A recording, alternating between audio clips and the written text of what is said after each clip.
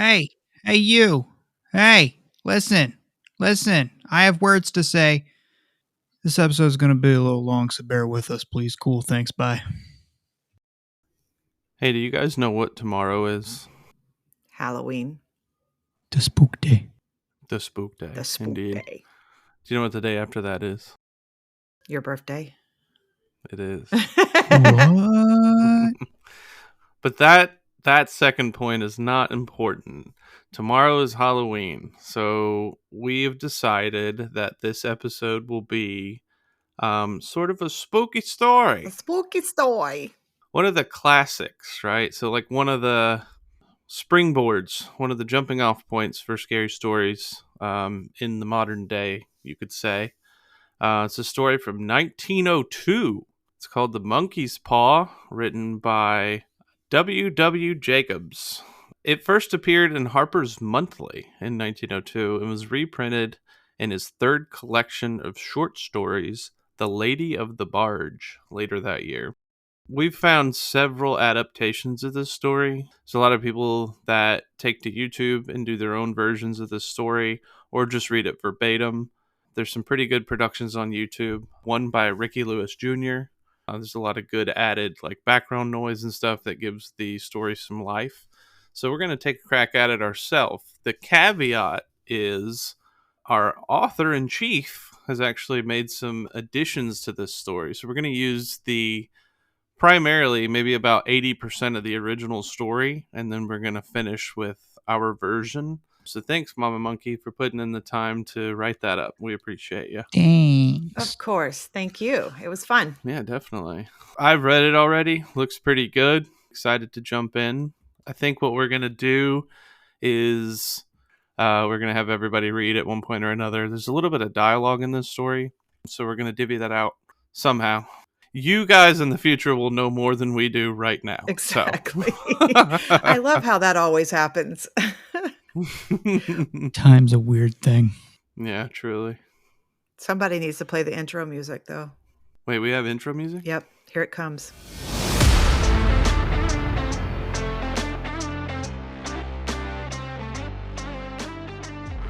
Get ready for unfiltered banter, laughs, and a barrel of fun. This is Monkeys Unfiltered.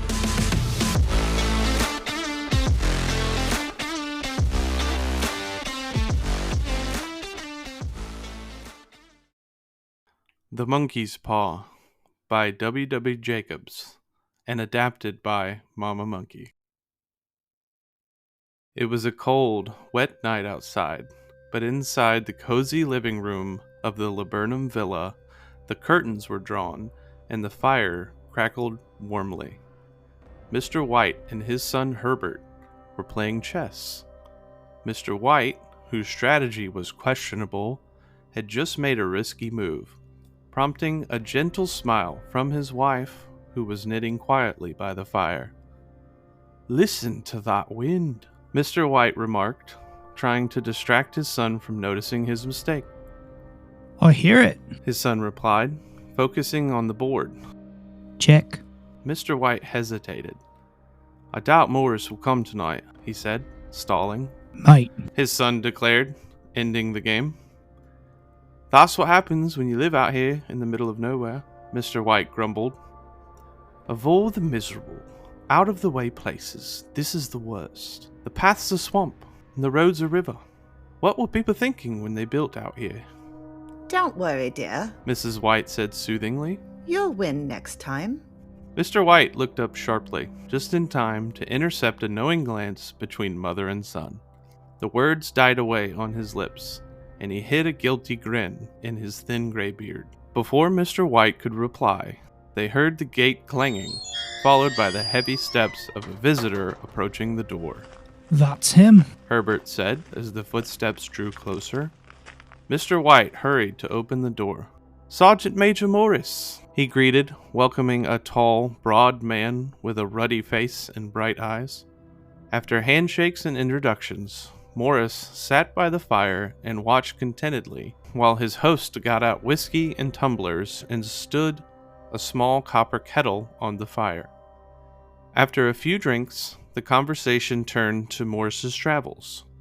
He shared stories from the far-off land of India, strange events and his time in the army, which fascinated his listeners. He squared his broad shoulders in the chair as he continued to share tales of fearless deeds, of wars and plagues and strange people. 21 years of it, Mr. White nodded at his wife and son.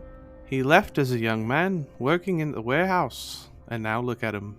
He certainly doesn't seem any worse for the wear of it, Mrs. White commented politely. I'd like to go to India myself, said Mr. White. Just look around a bit, you know, Better where you are, said the sergeant major, shaking his head. He put down the empty glass and sighed softly. I should like to see those old temples, mystics and holy men, said Mr. White. What was that you started telling me the other day? About a monkey's paw or something, Morris? Nothing. Said Morris hastily. At least nothing worth hearing. A monkey's paw? Said Mrs. White curiously. Well, it's just a bit of what you might call magic, perhaps. Said Morris offhandedly. His three listeners leaned forward eagerly as he absent-mindedly put his empty glass to his lips and then set it down again. Morris, now a little uneasy, pulled something from his pocket, a small, shriveled monkey's paw, and he handed it to Herbert. It doesn't look like much, Herbert said as he took it and began inspecting it. Mrs. White drew back with a grimace, but Herbert continued to examine it curiously. And what's so special about it? Asked Mr. White as he took it from his son and examining it before he placed it on the table. An old mystic in India put a spell on it, Said the sergeant major. A very holy man. He wanted to show the fate ruled people's lives, and that those who interfered with it did so to their sorrow. He put a spell on it, and that 3 separate men could each have 3 wishes from it. His words were met with silence as the gravity of his statement sank in. Why haven't you used it then? Herbert asked playfully. I did, Morris said, his tone suddenly dark. and I regret it. And did you really have 3 wishes granted? Asked Mrs. White. I did. Said the sergeant major as his glass tapped against his teeth. And has anybody else wished? Inquired Mrs. White. The first man had his 3 wishes, yes. Was the reply. I don't know what the first 2 were, but the third was for death. That's how I got the paw. A somber mood settled over the room. Mr. White, always the skeptic, asked, Why do you still keep it then? I guess I'm just too afraid to get rid of it. Morris admitted, his voice dropping. If you could have another 3 wishes, asked Mr. White, eyeing him keenly, would you? I don't know. Said Morris. I just don't know. He took the paw and, dangling it between his index finger and his thumb, suddenly tossed it into the fire. Mr. White, with a slight cry, stooped down and snatched it back. Better let it burn, Said the soldier solemnly. If you don't want it, Morris, said Mr. White, give it to me. Morris stared at him. If you must keep it, don't blame me for what happens. It's dangerous. Don't say I didn't warn you. Mr. White shook his head and examined his new possession closely. How do you do it? He inquired. Hold it up in your right hand and wish aloud. Said Morris. But I warn you of the consequences. Mrs. White, sensing the tension, tried to lighten the mood. Why don't you wish for 4 hands to help me get supper on the table? Her husband dropped the talisman in his pocket, and then all 3 burst into laughter as the sergeant major, with a look of alarm on his face, caught him by the arm. If you must wish, He said gruffly. wish for something sensible. Mr. White motioned his friend to the table. As they enjoyed their supper, the odd trinket was partly forgotten. After dinner, the Whites sat enthralled, listening to more stories of Morris's adventures in India. If the story about the monkey's paw is as exaggerated as the other ones he's been telling us, Herbert said, as the door shut behind their guest, who would just barely make it to catch the last train. we're not going to get much out of it. Did you give him anything for it? Inquired Mrs. White, regarding her husband closely. A trifle, he said, coloring slightly. He didn't want it, but I made him take it, and he pressed me against to throw it away. Oh, I imagine. Herbert said, pretending to be horrified. We're going to be rich, famous, and happy. Go ahead, Dad. wish to be an emperor, then Mom won't be able to boss you around. He dashed around the table, chased by the offended Mrs. White, who was wielding a throw pillow. Mr. White took the paw from his pocket and eyed it dubiously. "I don't know what to wish for," he said slowly. "It seems to me I've got all I want." Paying off the house would make you happy, wouldn't it? Herbert said, resting his hand on his father's shoulder. Go ahead and wish 100,000 pounds then. That should cover it. His father, smiling sheepishly at how gullible he was being, raised the disfigured paw, while his son, trying to look serious, but giving his mother a quick wink, sat at the piano and played a few dramatic chords. "I wish for 100,000 pounds, Mr. White said clearly. The piano let out a loud crash, and a shocked cry escaped from Mr. White, causing his wife and son to rush over to him. "It moved!" he cried, with a glance of disgust at the object as it lay on the floor. "As I wished. It twisted in my hands like a snake." Well, I don't see the money, said his son as he picked it up and placed it on the table. and I bet we never will. It must have been your imagination, dear. His wife said, looking at him with concern. He shook his head. "It doesn't matter. No harm done. But it definitely gave me a scare." They settled back by the fire as Mr. White and Herbert finished smoking their pipes. Outside, the wind howled even louder, and Mr. White flinched nervously at the sound of the shutter slamming upstairs. An unusual and heavy silence fell over the house. It lingered until Mr. and Mrs. White finally got up to go to bed. I expect you'll find the cash tied up in a big bag in the middle of your bed, said Herbert as he bid them good night. and something horrible squatting on top of the wardrobe watching you as you pocket your ill-gotten gains. Herbert sat alone in the darkness, gazing at the dying fire. He was certain he was seeing faces in it. The last face was so horrible and ape-like. The image became so vivid that, with a nervous laugh, he reached for his glass of water on the table to throw over the fire.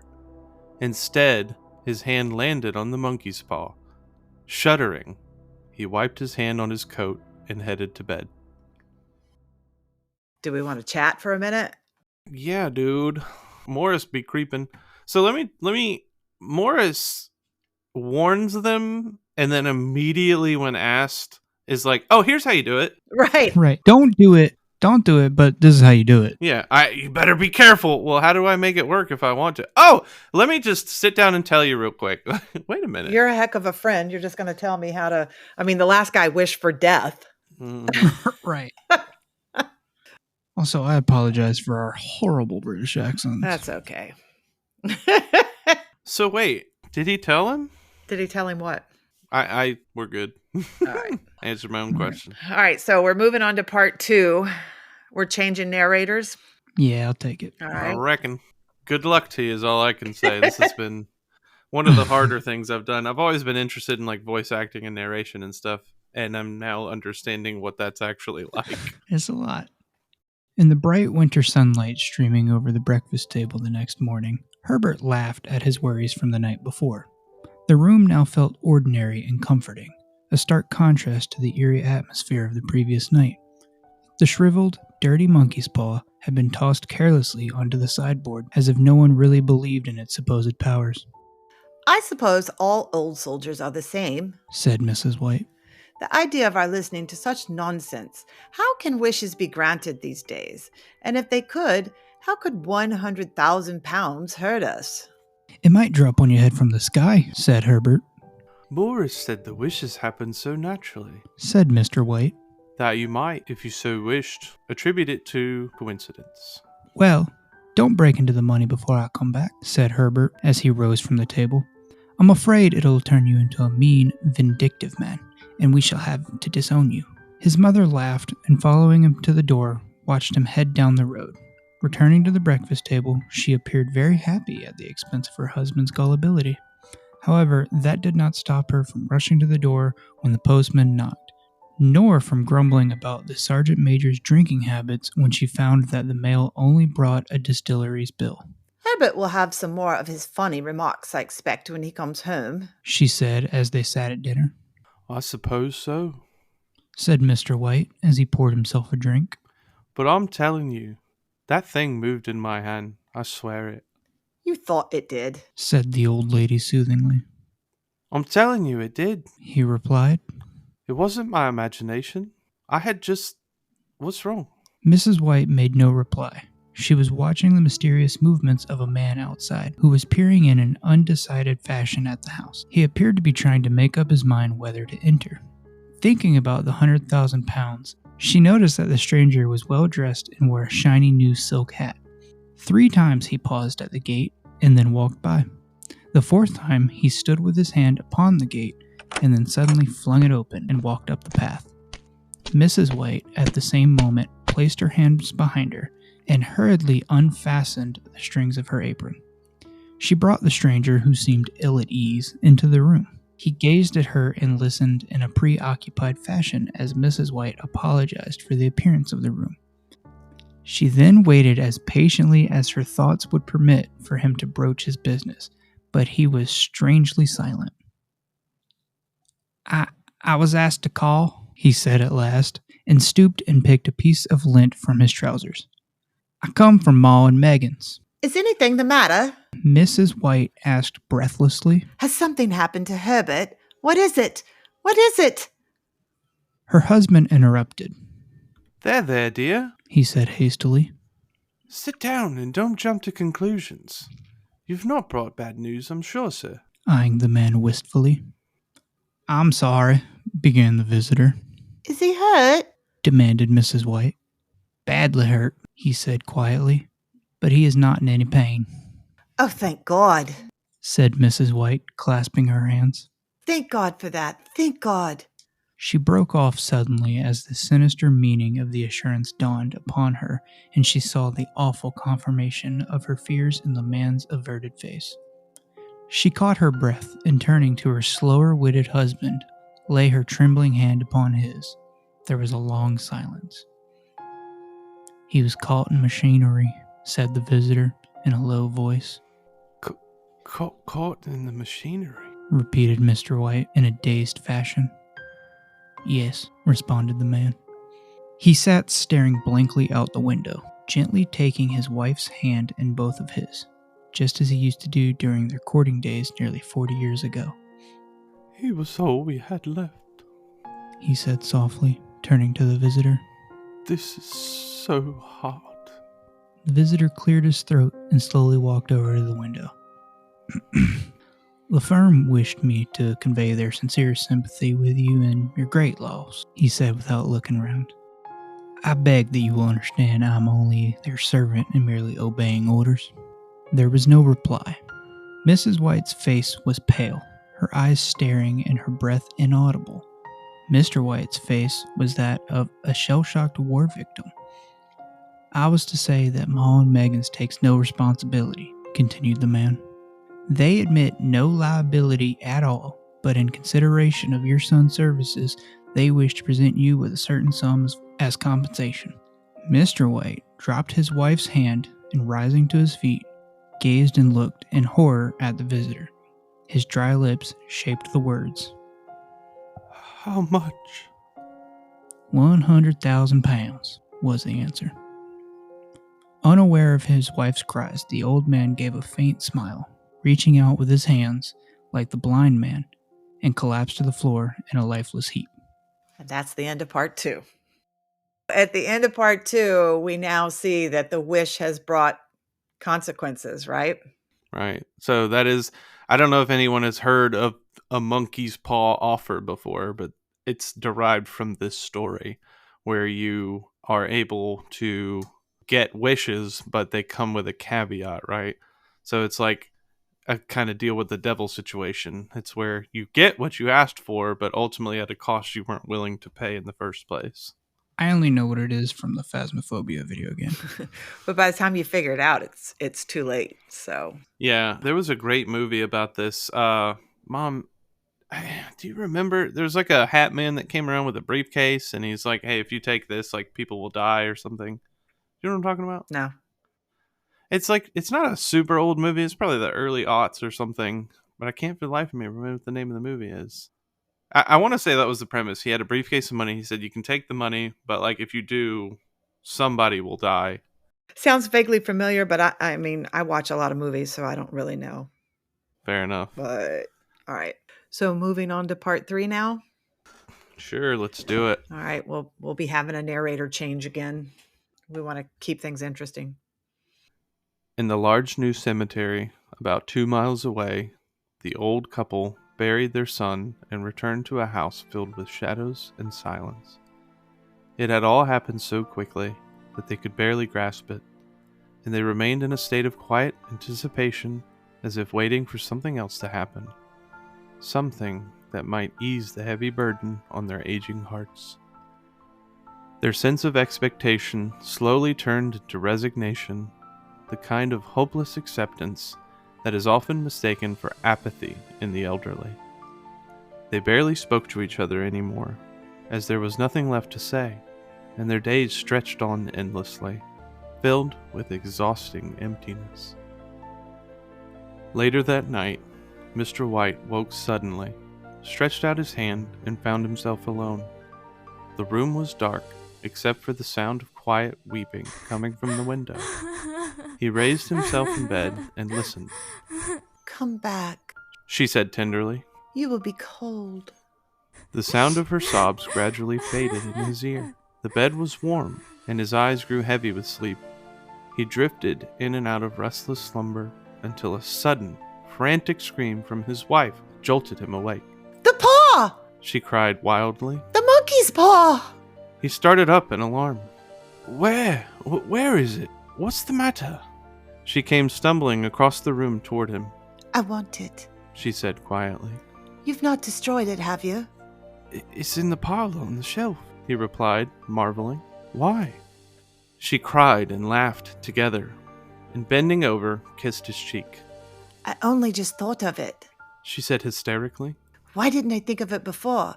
Why didn't you think of it? Think of what? He questioned. The other 2 wishes, she replied rapidly. We've only had one.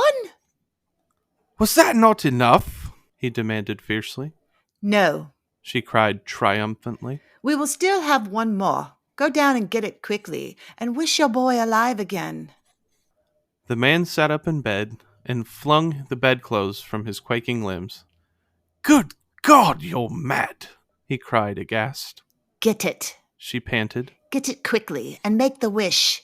Oh, my boy, my boy. Her husband struck a match and lit the bedside lantern. Go back to bed, he said unsteadily. You don't know what you're saying. We had the first wish granted, said the old woman feverishly. Why not the second? Go and get it and wish, cried Mrs. White, quivering with excitement. Mr. White looked at his wife, and his voice shook. He's been dead for 10 days. And besides, I wouldn't say this otherwise, but I was only able to ID him by his clothes. He was too awful for you to look at then. How could you bear to see him now? Bring him back, cried Mrs. White, dragging her husband toward the door. Do you think I fear the child I have nursed? Reluctantly, he made his way down in the darkness, feeling his way to the parlor and then to the mantelpiece. The paw was still there. A terrifying thought gripped him. That unspoken wish might bring his mutilated son back before he could even leave the room. His breath caught as he realized he'd lost his sense of where the door was. Cold sweat dripped from his brow as he blindly felt his way around the table, fumbling along the wall until he found the small passage. The cursed paw clenched in his hand. Even his wife's face seemed different when he entered the room. It was pale and filled with anticipation, but to his frightened eyes, it looked unnaturally distorted. He was afraid of her. Wish, she cried in a strong voice. It's foolish and wicked, he faltered. Wish, repeated his wife. He raised his hand.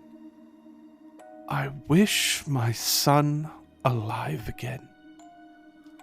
The monkey's paw fell to the floor, and he regarded it instantly.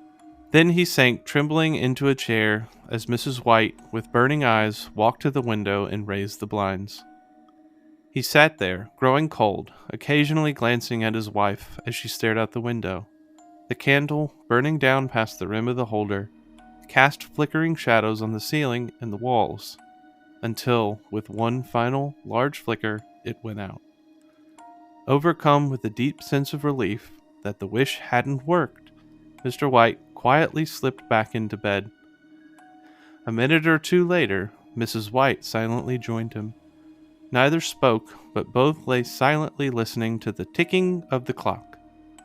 A stair creaked, and a squeaky mouse scurried noisily through the wall. The darkness was oppressive, and after lying for some time working up the courage, Mr. White took the box of matches, striking one, and went downstairs for a candle. At the foot of the stairs, the match went out, and he paused to strike another. And at the same moment, a knock, so quiet and stealthy as to be scarcely audible, sounded on the front door. The matches fell from his hand. He stood motionless, his breath suspended until the knock was repeated. Then he turned and fled swiftly back to his room, closed the door behind him. A third knock sounded through the house. What was that? Cried Mrs. White. A rat, said Mr. White. A rat. I passed it on the stairs. His wife sat up in bed, listening. A loud knock resounded through the house. It's Herbert! She screamed. It's my son! She ran towards the door, but her husband was quick to catch her by the arm. He held her tightly. What are you going to do? He hoarsely whispered. It's my boy. It's Herbert. She cried, struggling against his grip. I forgot he was 2 miles away. What are you holding me for? Let go. I must open the door. For God's sake, don't let it in, he cried. You're afraid of your own son? She asked. Let me go. I'm coming, Herbert. I'm coming. There was another knock, and another. With a sudden jolt, she broke free and ran from the room. Her husband started to follow her to the landing, calling after her as she hurried down the stairs. He heard her trying to slide the bolt from the lock. Then Mrs. White's voice, strained and frustrated. The bolt! She cried loudly. Calm down. I can't reach it. But her husband was on his hands and knees, groping wildly on the floor in search of the paw. If he could only find it before the thing outside got in. A rapid barrage of knocks echoed through the house, and he heard the scraping of a chair as his wife drug it down the hall to the door. He heard the metal of the bolt as it slid free, and at the very same moment, he found the monkey's paw.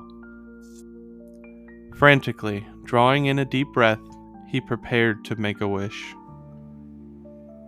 The knocking ceased suddenly. Although the echoes of it were still in the house, he heard the chair being pushed aside and the door opening.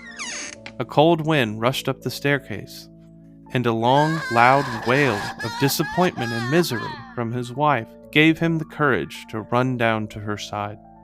The street lamp flickering outside shone on a quiet and deserted road. And so that's the end of part 3. And that concludes the original story. Man. Did he wish or did he not wish? I don't know. Kind of felt like he might have.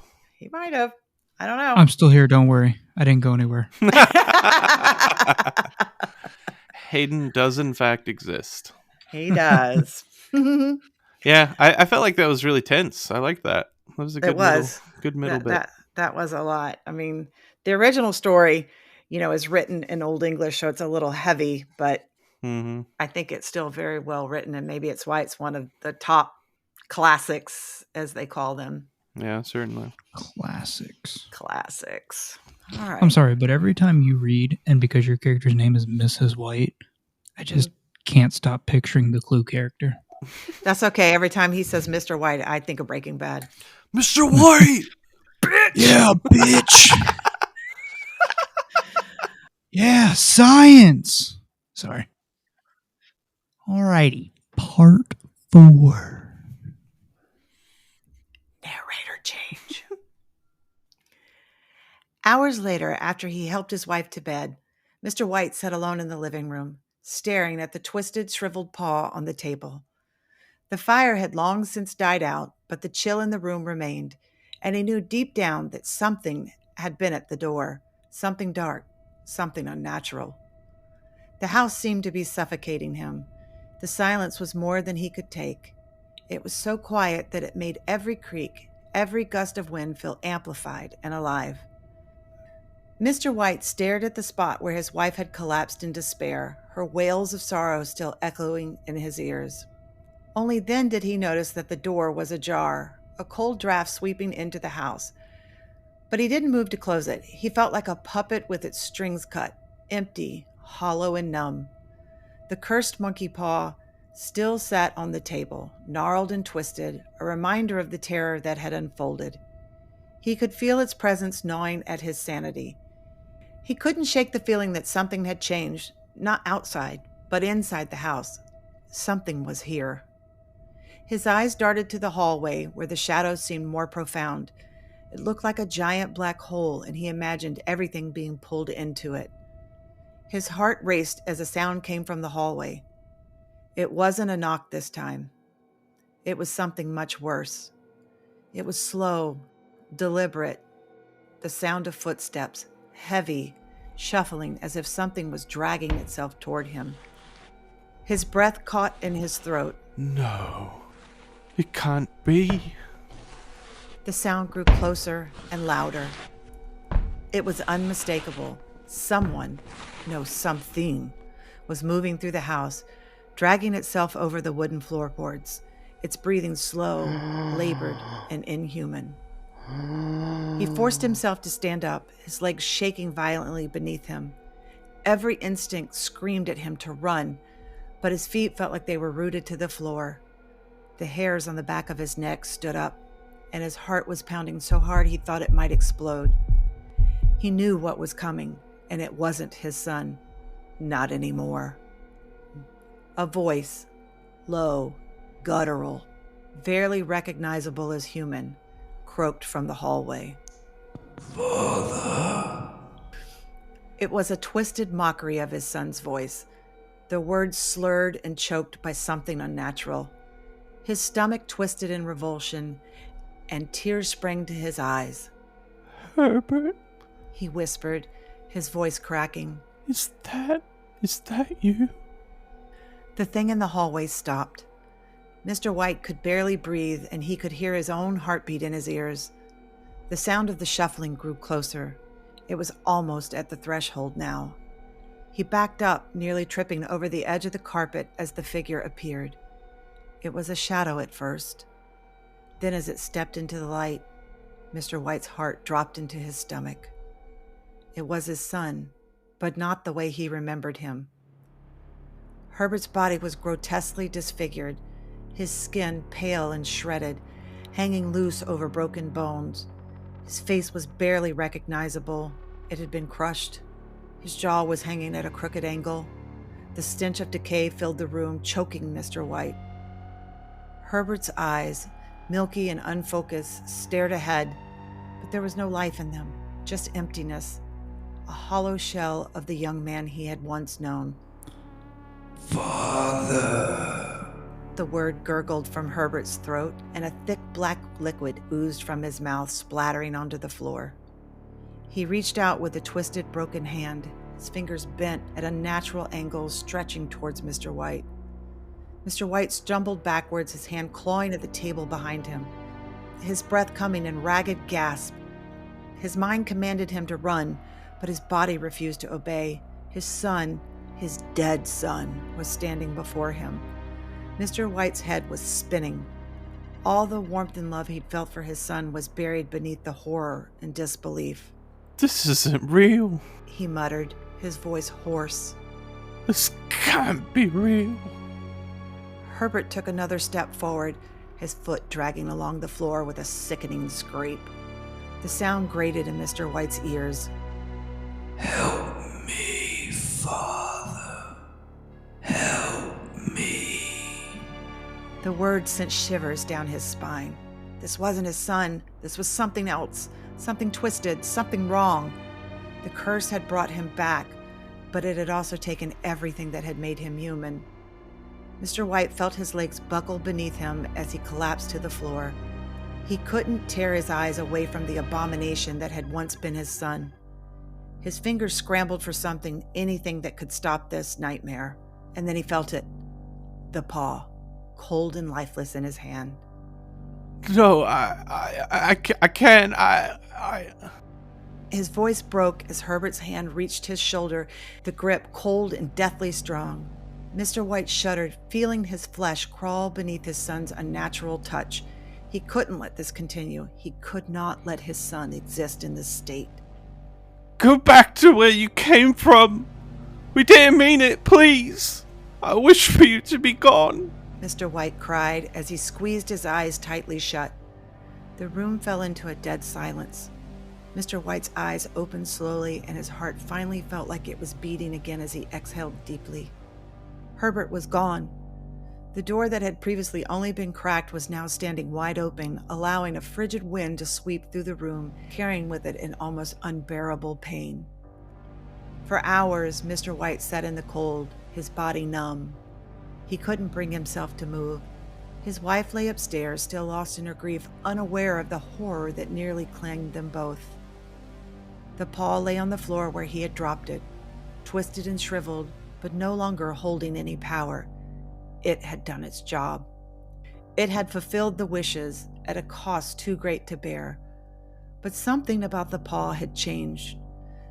Mr. White couldn't put his finger on exactly what. It just seemed different. The house was calm but not peaceful. There was an oppressive stillness of something broken, and Mr. White knew deep down that the curse of the monkey's paw would never truly leave.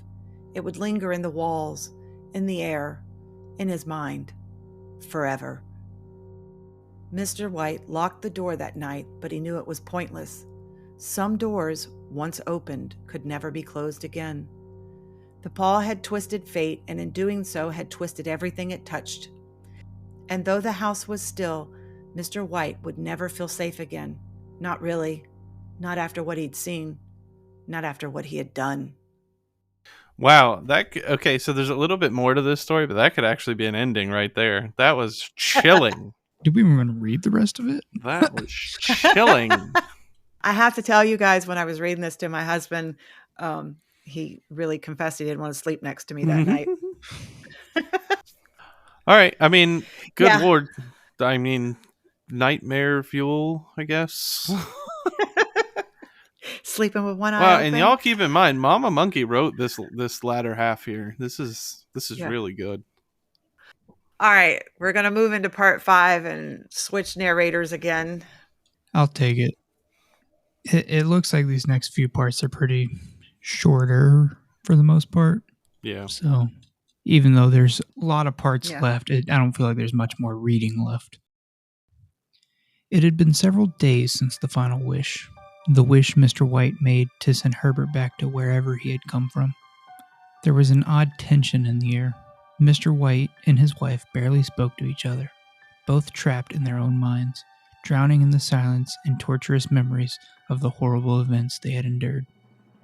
Mrs. White began to notice things in the house, a faint creaking upstairs like footsteps lightly treading on the floorboards, or distant whispers that seemed to call to her. She would stop, frozen in place, her breath shallow, straining to listen. Was it real? Or was her mind just playing tricks on her? She'd creep up the stairs, her fingers trembling as they gripped the banister, only to find empty hallways. But the dread that seemed to permeate through the house wouldn't leave. The sensation that someone was watching her became impossible to shake. It was as if eyes were fixed on her, lurking just out of sight. One night, while she stood in the kitchen, staring blankly out the window into the pitch-black yard, she felt it, a cold breath on her neck, the unmistakable presence of someone, or something, standing inches behind her. Ugh. She whirled around, her heart racing, but the kitchen was empty. The only sound was the ticking of the clock on the wall, each tick echoing louder than the last. Stop it. She whispered to herself, clutching the counter for support. It's just your imagination. He's gone. But was he? In the deepest part of her mind, she couldn't convince herself of that. Her memories telling her he was in the house, that he was calling to her. Meanwhile, Mr. White was also trying to brush aside strange occurrences he had noticed. The alternative, that the house was haunted by the remnants of his son, was too terrifying to consider. He told himself it was just the grief playing tricks on their minds. Grief could do that, couldn't it? It could make you see things that weren't real, but even he couldn't ignore the footsteps. He would hear them at night, just after the house had gone dark and the world outside had settled in for the night, waiting for daybreak.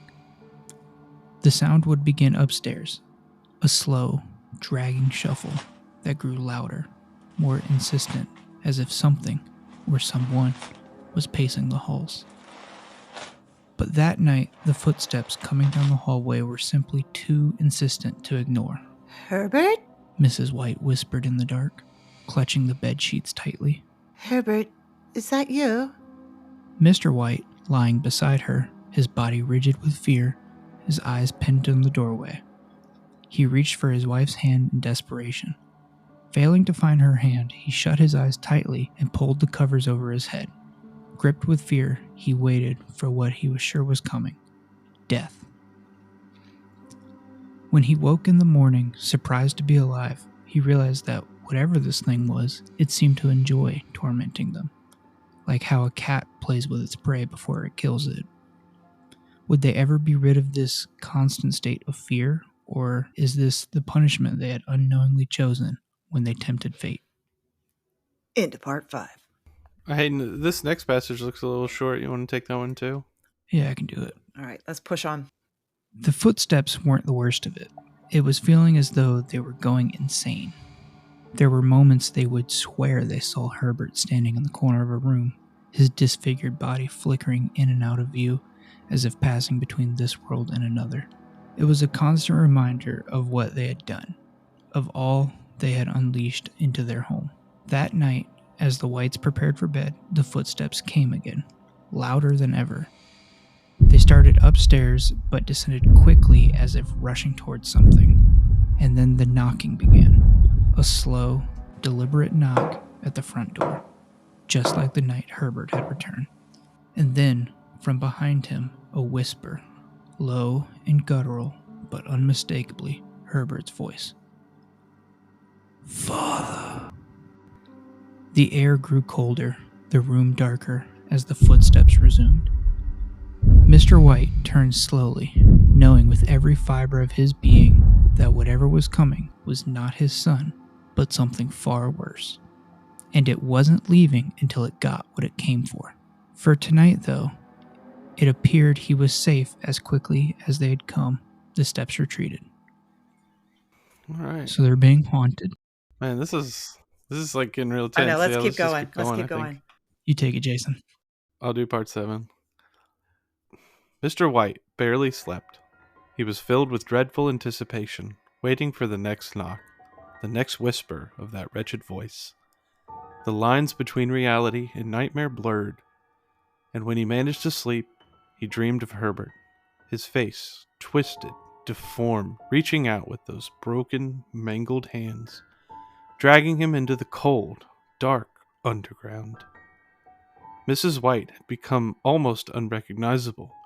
Her grief had turned into obsession, and her obsession had turned into madness. She paced around the house that night, whispering Herbert's name, calling for him to return. Herbert, son. She whispered, staring at the empty chair where he had once sat. I know you're here. I know you're trying to reach me. Her husband watched her from the doorway, his heart heavy. The house had broken them both, and twisted their minds until nothing remained but fear and sorrow. Suddenly, there was a loud noise from upstairs, a crash so loud that the floor seemed to shake. Herbert! Mrs. White's eyes lit up with wild hope. She bolted toward the staircase before Mr. White could stop her. "Wait!" he shouted, but it was useless. She was already halfway up the stairs. As Mr. White ascended the stairs, the temperature in the house seemed to drop, so cold that his breath was visible with every exhale.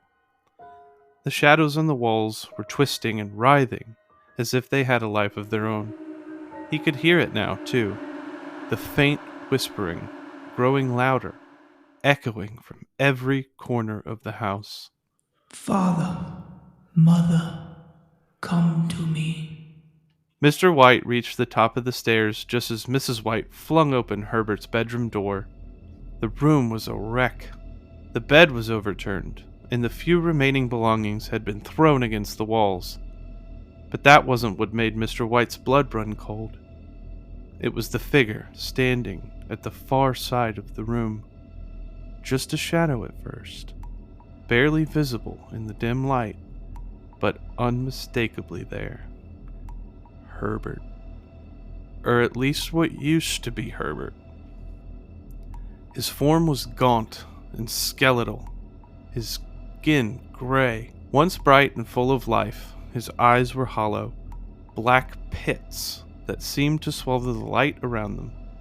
His mouth hung open in a twisted and unnatural grin, revealing decayed teeth. Mr. White felt helpless as he watched.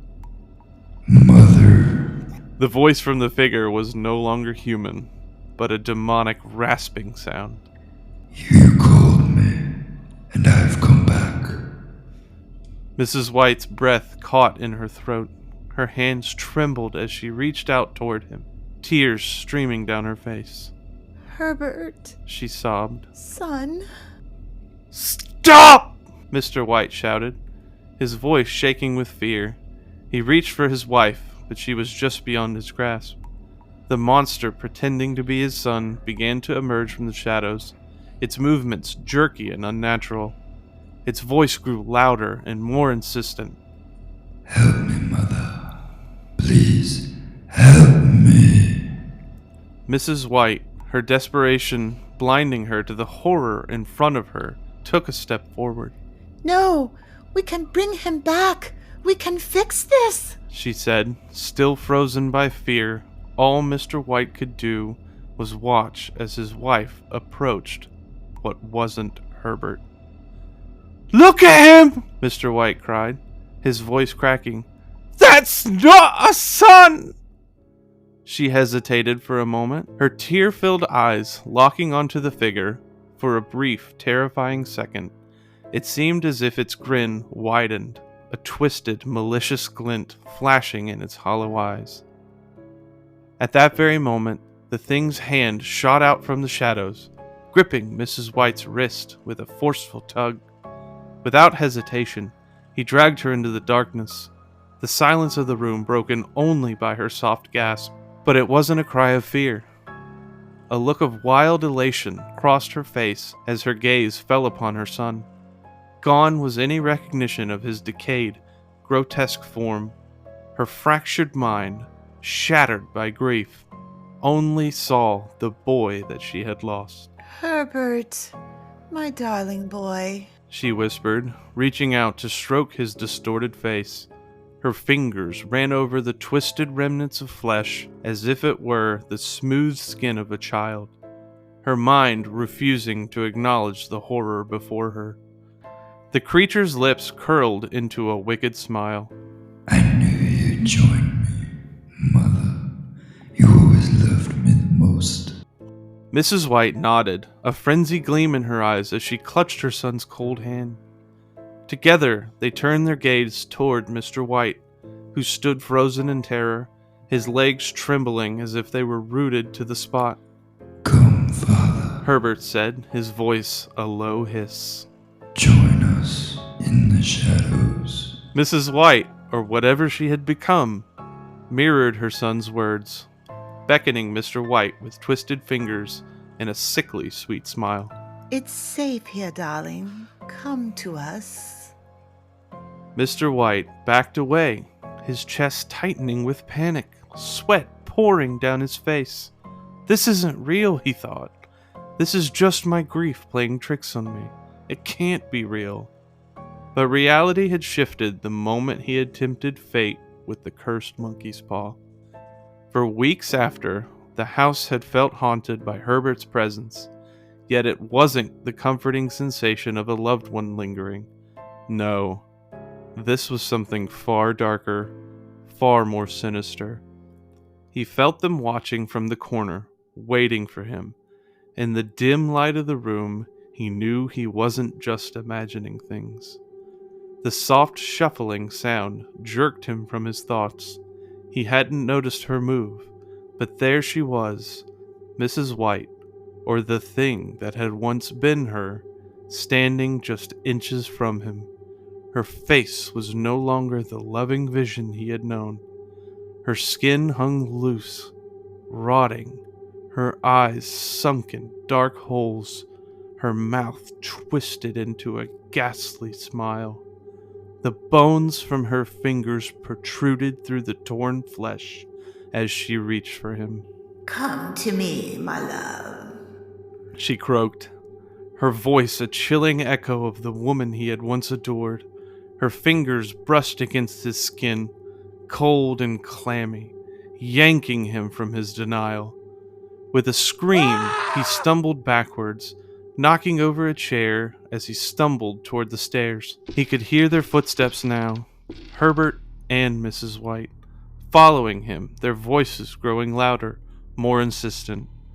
The sound of their decayed feet dragging down the stairs behind him sent a fresh wave of panic through his body. His hands fumbled desperately with the lock on the front door, his heart pounding in his chest. Their calls grew louder, more desperate. "Come with us," they cried, in unison, their voices distorted and wrong. Finally, the latch slid free. He threw open the door and burst into the cold, dark night. The wind bit at his skin as he stumbled across the front yard, but he was frozen with fear, paralyzed by the pull of the house behind him. He wanted to run, to flee far from the nightmare inside, but something held him back. The souls trapped in that house, the souls of his family, tugged at his heart, binding him to them. Before he realized what had happened, his feet carried him back towards the front steps. His mind screamed for him to stop, to run far away, but his body betrayed him. He found himself standing in the doorway once more, unable to move, unable to resist the pull. And then, a bony hand, dripping with decayed flesh, reached out from the shadows. The long, disfigured fingers wrapped around his arm with a vice-like grip. Herbert and Mrs. White grinned at him from the darkness, their faces twisted in unnatural glee. Without a word, they pulled him back into the house, into the waiting abyss. The door slammed shut behind him, echoing through the silent night. And then there was nothing but darkness. Just for a moment there was a sound, a quiet, eerie laugh that faded as quickly as it came. The wind stilled and the night became quiet once again. Sometimes the dead don't sleep. They linger in the quiet corners, in the shadows that stretch just beyond the reach of the living. And when fate is tempted, when doors best left closed are forced open, they are always waiting. Mr. White had learned too late what so many before him had failed to understand. Some doors, once opened, can never be shut again, and some fates are worse than death.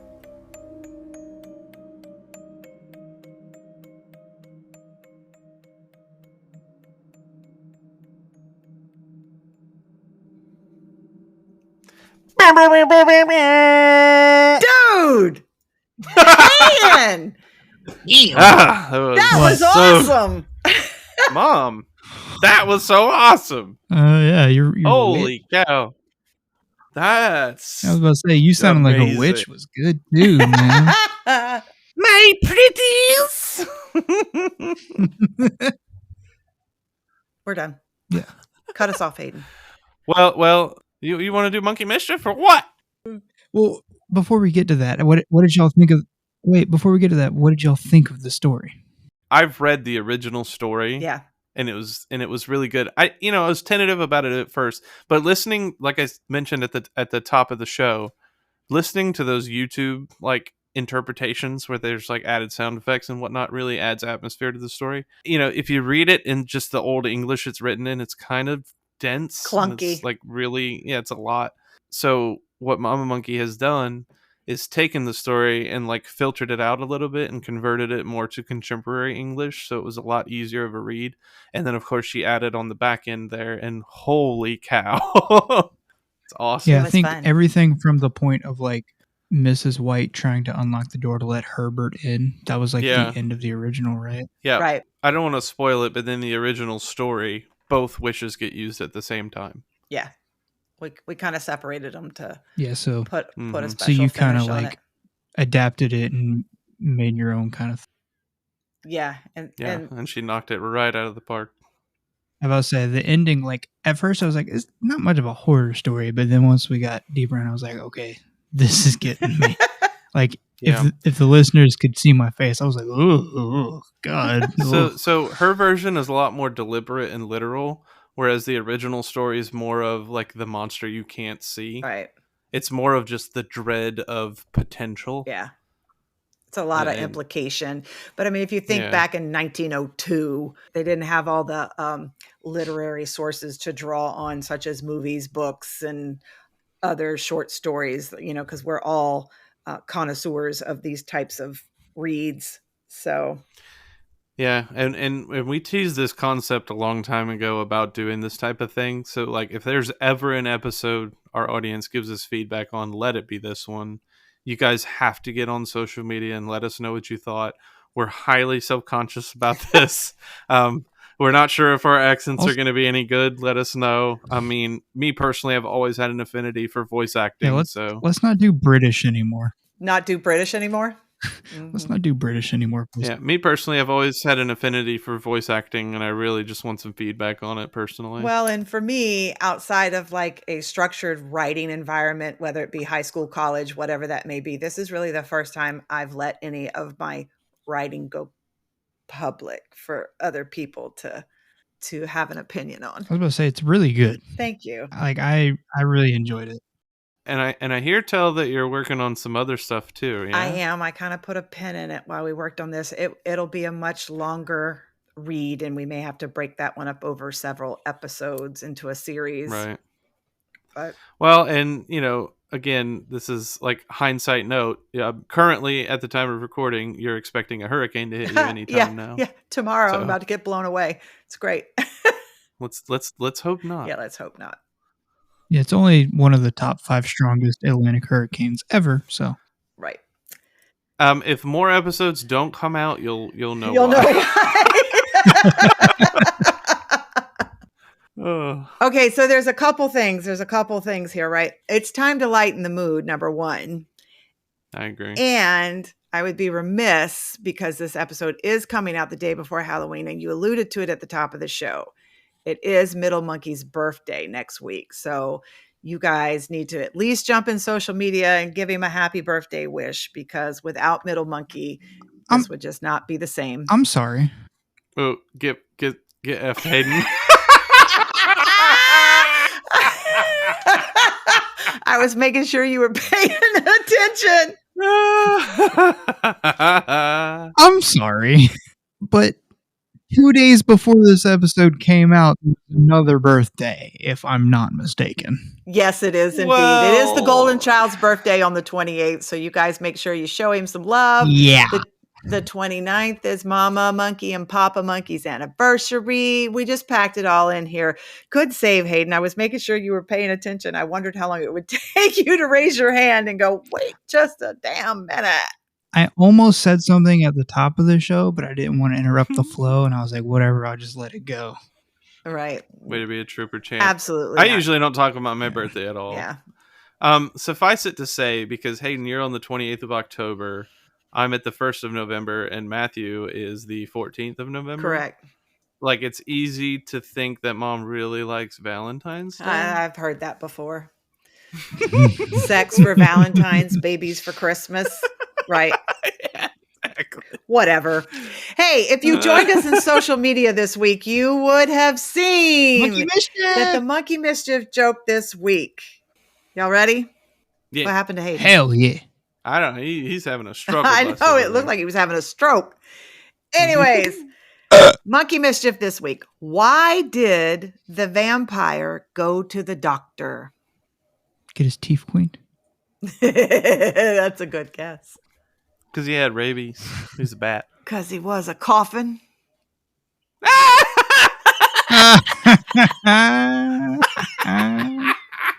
Doctor, I can't stop I coughing. can't stop a coughing. What's the problem? An Italian Why is he Italian Dracula, now? You know? Yeah. Listen, hey, don't be asking no questions about my Dracula.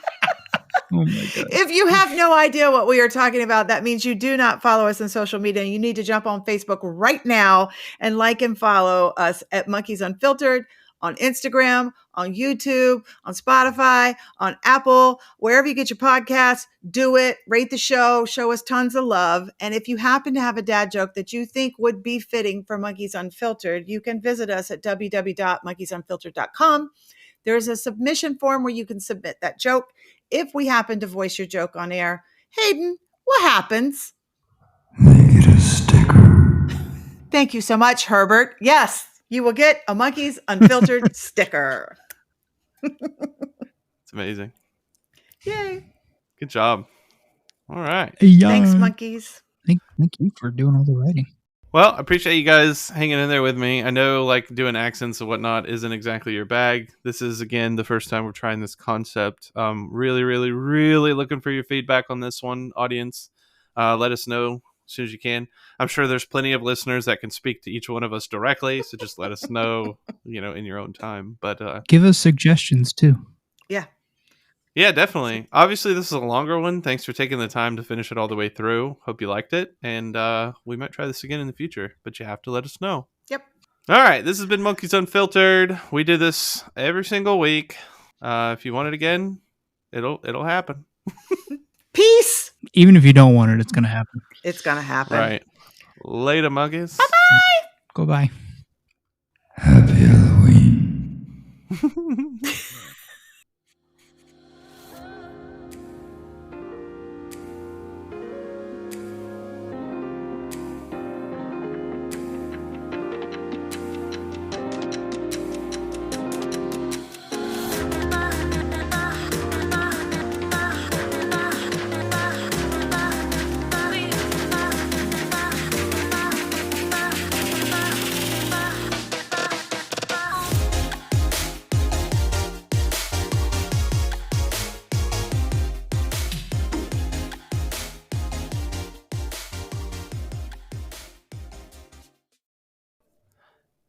The piano let out a large...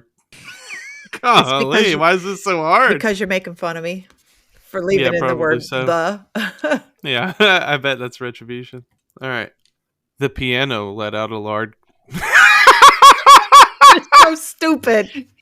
You keep wanting to say large, and it's I loud. know. I don't know why. The piano let out a loud crash and shocked, and a shocked cry. Okay, good lord. Shut up, Hayden. The piano let out a loud crash and a shock. Damn it! Why is this one sentence so hard? This is why I get the big bucks. The piano let out a loud crash. Why? I don't get it. I don't get it.